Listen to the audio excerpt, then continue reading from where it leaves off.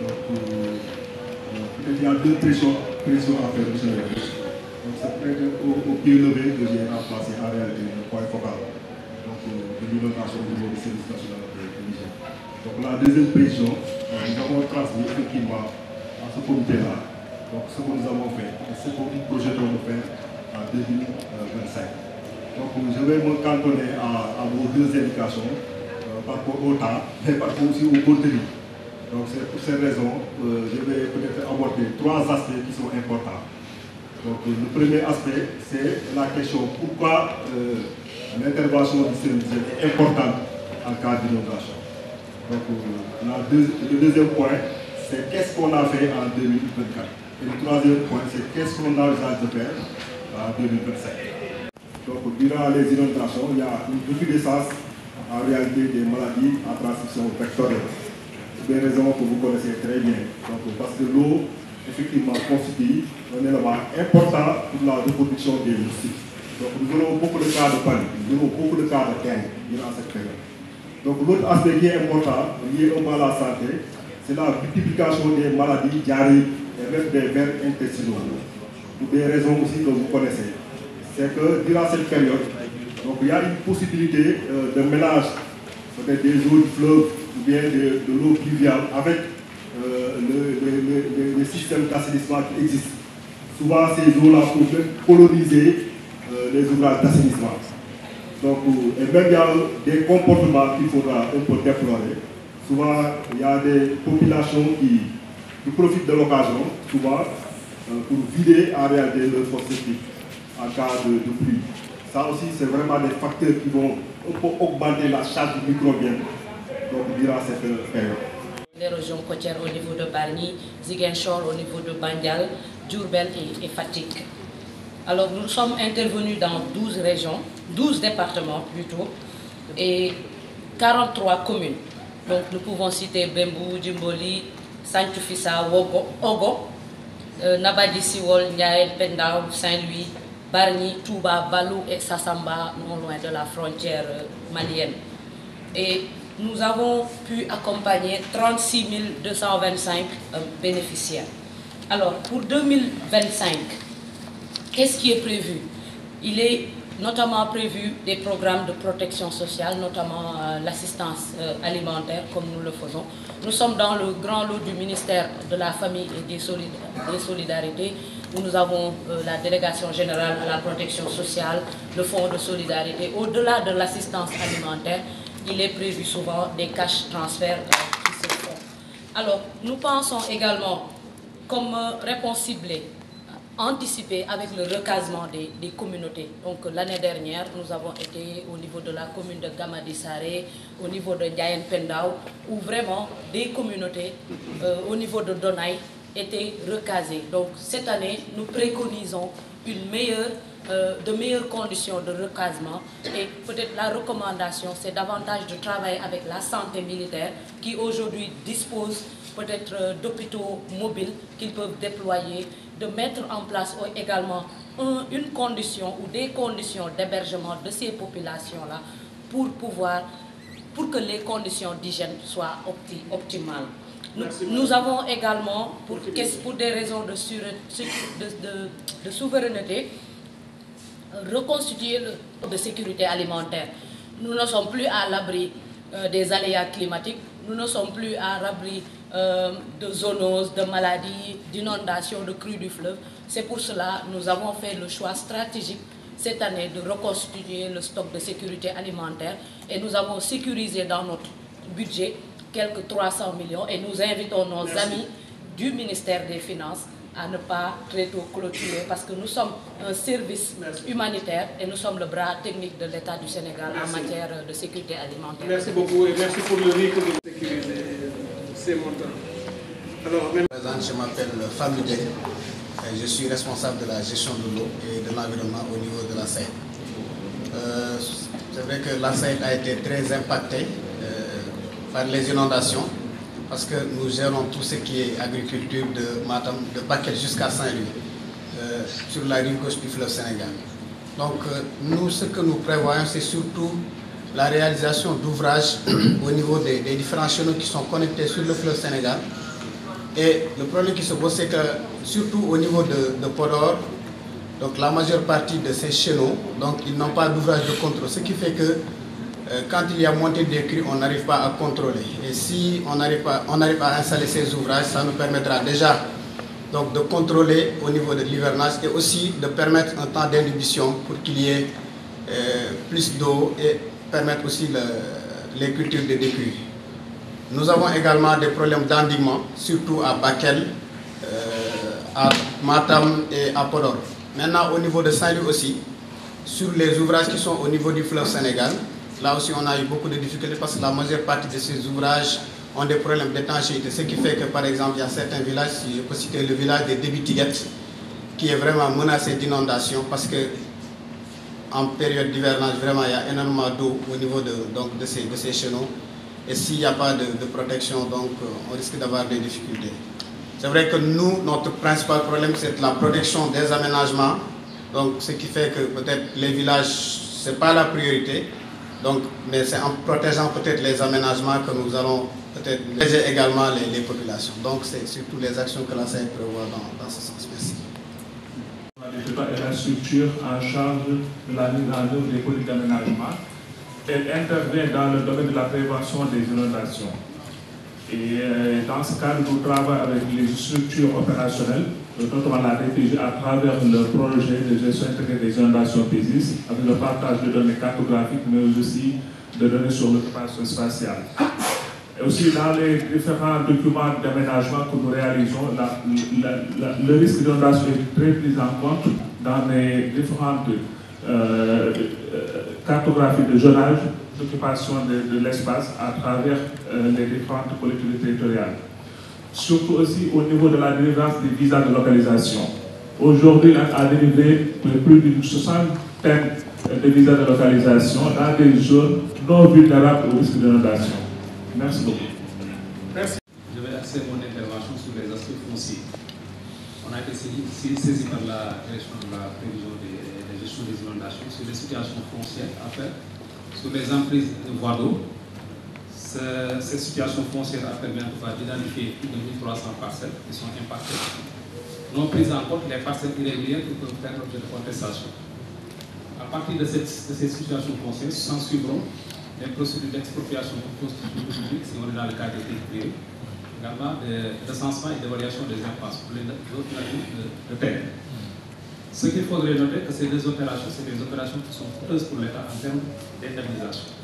Ça coûte cher parce que c'est la gestion, c'est le curatif qui coûte cher. Tout simplement parce qu'on ne dispose pas d'un plan cadastral à jour et exhaustif de ces zones-là. Parce qu'un plan cadastral, on est d'intégrer en tout cas toutes ces zones sensibles. Donc, dans le cadre des instructions, que ce soit pour les autorisations de l'autre, que ce soit pour les aménagements, que c'est en tout cas ces préoccupations qui puissent être prises en compte dans le cadre de ces instructions. Je vais terminer peut-être par juste deux recommandations. La première, c'est qu'il est important de baliser ces emprises qui ont été identifiées. Parce que si nous indemnisons, et on peut avoir une disponibilité juridique, on peut avoir en tout cas une protection juridique de ces assiettes-là. Mais il est important également que ce soit préservé physiquement. Parce que les populations ne sont pas censées savoir quelles sont les voies d'eau, d'autant plus que c'est des voies d'eau dormantes. Donc à ce niveau-là, je crois qu'il est important que les balisages se fassent in situ sur le terrain. Le deuxième aspect, c'est également pour les aménagements. Je crois que désormais, il ne faudrait plus qu'on aménage des zones en deux dimensions. Il faudrait intégrer la dimension altitude. Parce qu'il est impensable qu'on ait réalisé une cartographie précise au LIDAR et que ces informations ne soient pas prises en compte dans les plans d'aménagement que nous réalisons. Merci. Merci beaucoup. La cartographie réalisée que j'ai déjà partagée avec mon collègue ministre de l'Urbanisme permet de montrer avec précision toutes les zones où il ne faut pas s'installer. Là, dans les processus de validation des lotissements, des permis de construction et autres, il faut intégrer cette dimension systématiquement, avoir ces données, vérifier si le terrain il faut le lotir, etc. Ou demander peut-être aux promoteurs de donner aussi un plan d'assainissement. Parce qu'il n'y a pas aussi des zones où on ne peut pas habiter. Si on a les moyens, il y a les Pays-Bas, il y a des pays qui ont maîtrisé ces problèmes. Et il faut aller à cela. Mais dans l'intervalle, il faut vraiment tout faire. Je suis content que vous l'ayez évoqué. Je m'appelle Ousseynou Diouf, je suis adjoint au directeur des domaines. Donc, je représente M. Anthony qui est empêché. À la suite donc de mon collègue du cadastre, Je voulais faire d'abord une situation sur les diligences qui ont déjà été menées au niveau de la direction. Ensuite, faire un petit résumé sur les diligences restant à mener. Et en dernier lieu, peut-être insister sur la nécessité de la mise en place d'un budget pour la prise en charge des indemnités. Donc, sur la situation des diligences menées, on a pris connaissance de la lettre que la direction en charge de la gestion et de la prévention des inondations a adressée à la direction du cadastre. Et en considérant qu'on est intéressé au premier chef par rapport à cette question-là, nous-mêmes nous avons adressé une lettre au directeur du cadastre pour lui demander de nous communiquer la situation foncière. Parallèlement, on a saisi la CCOD, la Commission de contrôle des opérations domaniales, donc une étape incontournable, nécessaire donc, pour la prise du décret d'utilité publique. Donc la CCOD s'est prononcée favorablement et je crois dans la semaine passée, on a initié une enquête de commune Komodo. Je vais peut-être passer sur ce point-là pour sauter directement sur le troisième parce qu'il y a une petite transition qui nous interpelle par rapport au budget donc pour la prise en charge des frais de procédure et des vous mettez le réseau des personnes qui sont impactées. Donc sur la phase d'enquête, nous avons besoin d'un avis au public qui fera l'objet d'insertion publicitaire au niveau des journaux. Donc ce serait souhaitable que ce point-là soit pris en charge par le ministère en charge de l'assainissement. Peut-être à la sortie plutôt de la rencontre, je vais essayer d'en échanger avec le directeur de la gestion des inondations par rapport aux formalités. Alors, donc la saisine de la CCOD va nous permettre d'aller directement vers un décret déclaratif d'utilité publique à la suite de l'enquête d'utilité publique. Et la lettre de saisine du cadastre, quand on aura donc la situation foncière, va nous permettre d'être édifiés sur la nature juridique des assiettes qui sont impactées.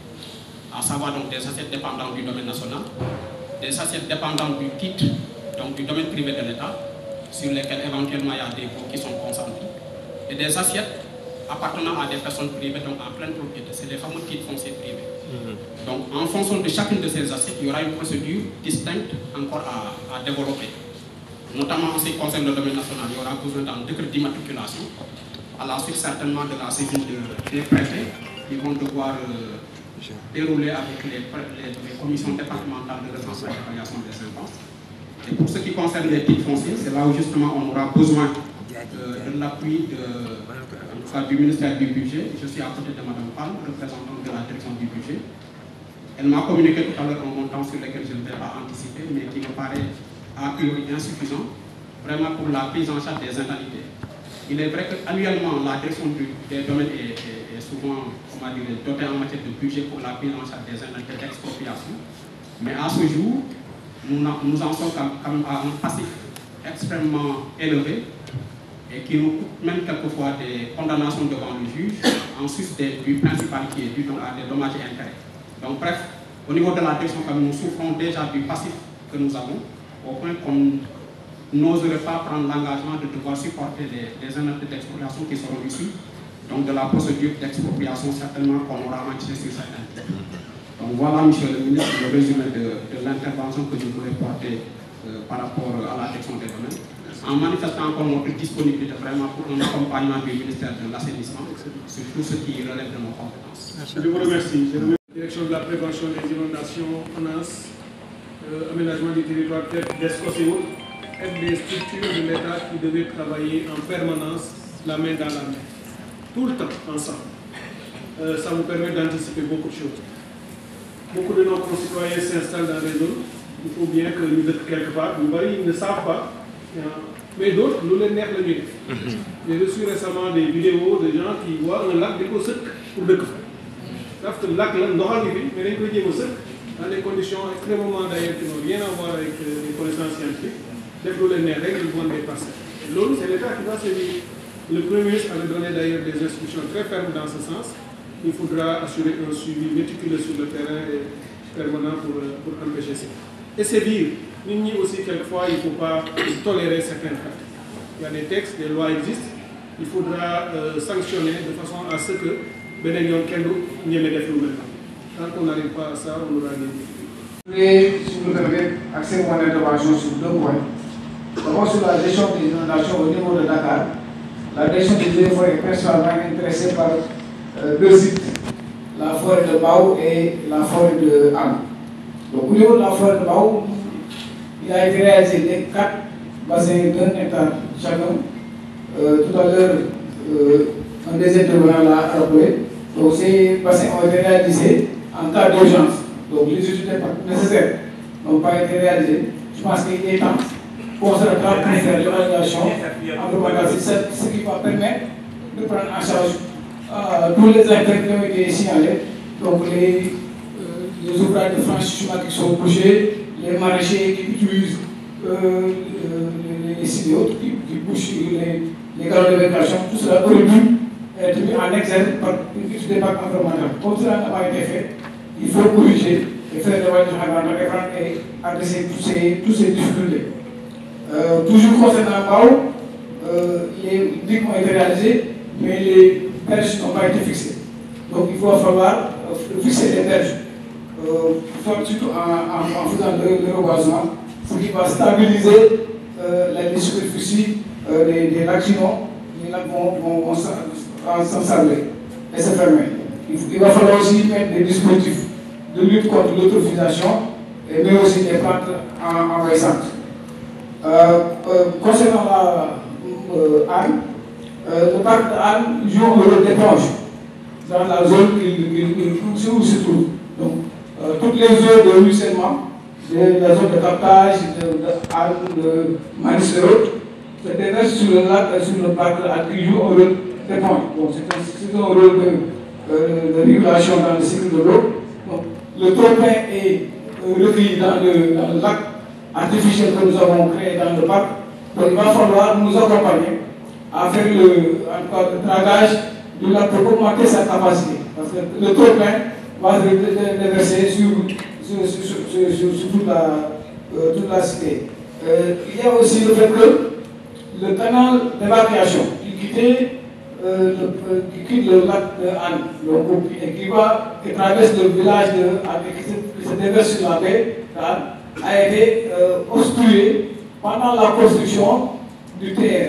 Et donc j'interpelle le CTR pour qu'il puisse accompagner encore le parc à reprendre ce canal, à le créer, à l'entretenir, parce que nous avons été impactés par la construction du TR.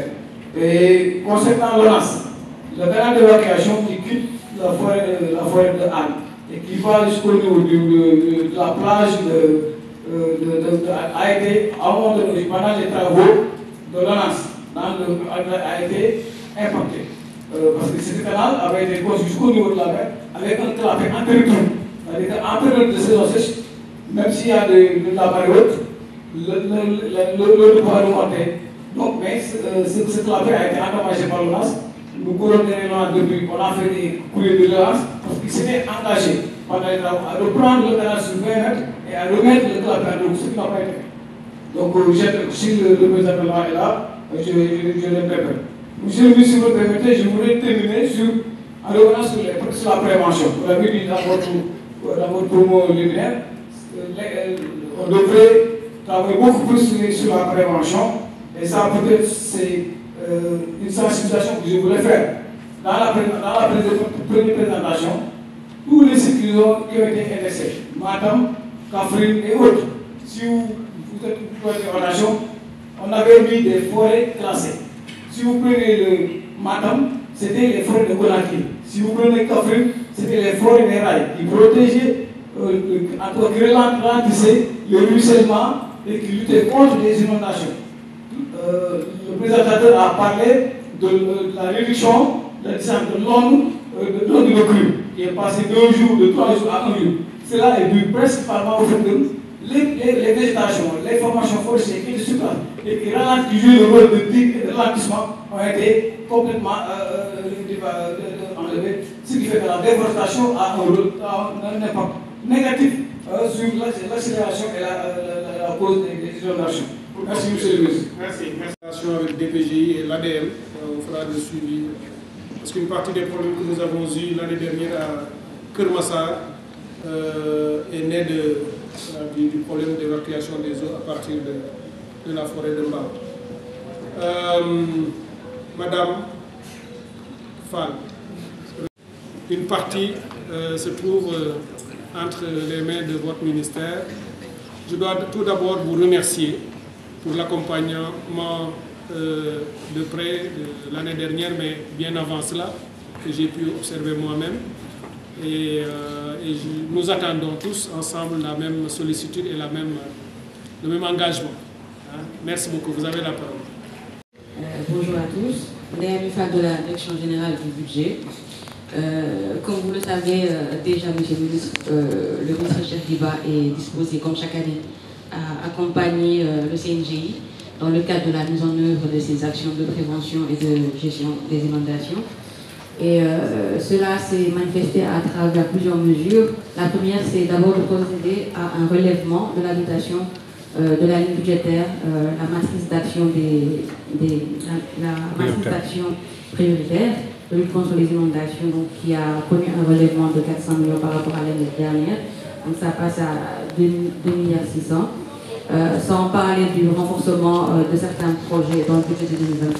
Au-delà de ça, nous faisons maintenant régulièrement le point sur les bons d'engagement relatifs aux travaux de lutte contre les inondations qui sont bloqués. Donc ce qu'on essaie de faire, c'est d'anticiper.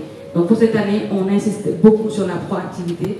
Donc en tant que président du CNGI, nous attendons votre appui sur la centralisation et peut-être la priorisation des besoins en cas de blocage des bons d'engagement.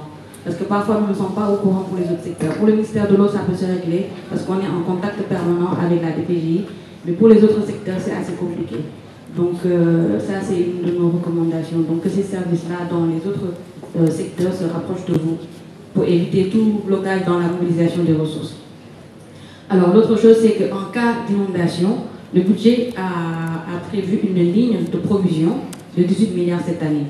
Et cette ligne de provision, en fait, nous aide à faire face aux urgences en cas de débordement des secteurs. Il y a un certain nombre de critères d'éligibilité, mais c'est des critères assez simples.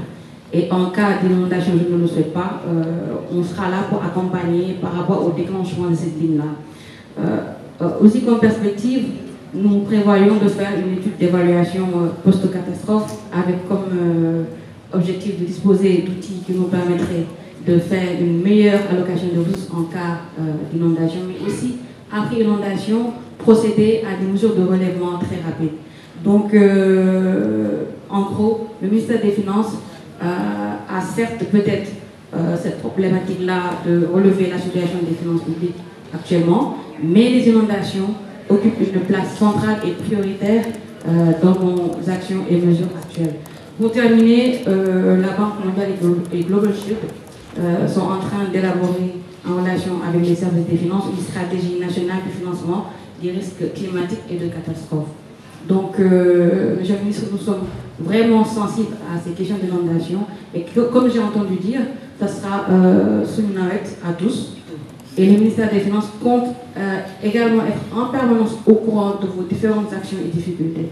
Donc, je vous remercie.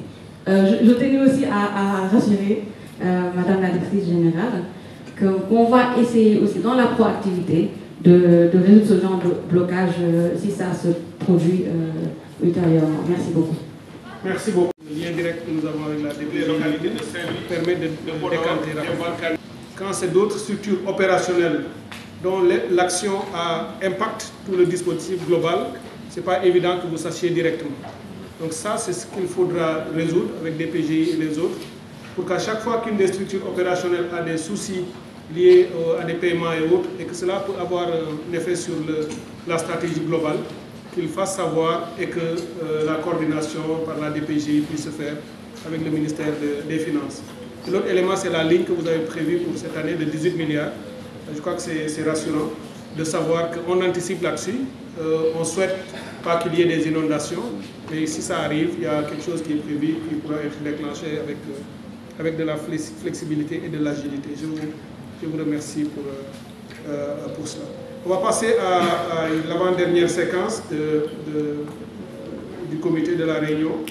On va donner la parole, après les structures opérant au niveau national et transversal. On rentre maintenant au niveau des régions, locales. D'abord par l'administration territoriale. Il y a le premier plan à jouer, en première ligne. Ils sont un peu, le rôle que je joue ici au niveau national, c'est ce qu'ils font au niveau des régions. Je donnerai la parole donc au gouverneur, puisque beaucoup parmi eux ont déjà tenu des comités régionaux de gestion des inondations, d'autres sont en train de s'y préparer. Mais dans tous les cas, ils connaissent les points d'attention que j'aimerais bien qu'ils nous présentent. Et à leur suite, les autres acteurs aussi, ce sont les acteurs, les élus, comme les députés, les maires, mais également les acteurs communautaires qui, à la suite des gouverneurs, prendront la parole pour faire remonter au niveau national. Pour les gouverneurs, monsieur le gouverneur de Dakar, en commençant par vous. Les opérations préliminaires ont démarré. Même si elles se font devenir très cliniques.